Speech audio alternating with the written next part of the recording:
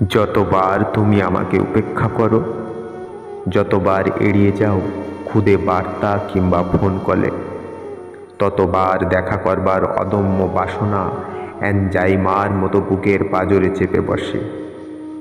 ধ্বংসস্তূপ থেকে উকি দেওয়া সবুজ চারাটির মতো ততবার ততবার আমি যেন একটু একটু করে বেড়ে উঠি।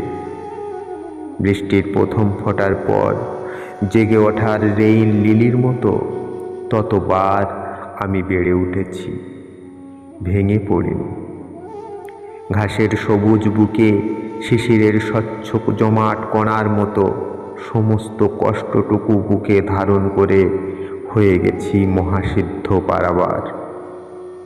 নানক চাতক মহাবীরের মতন দুঃখ বঞ্চনা সয়েছি একদিন একদিন যিশু হব বলে।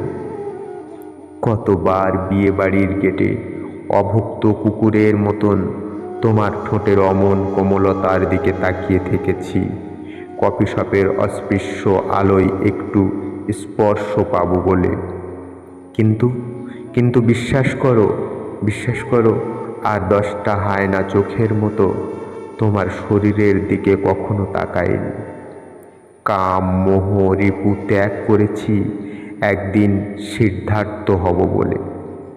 চিবুকের সোনালি কার্নিশে ছুঁয়ে যাওয়া তোমার উন্নাসিক চাহনি আমাকে প্রতিবার ক্ষতবিক্ষত করে।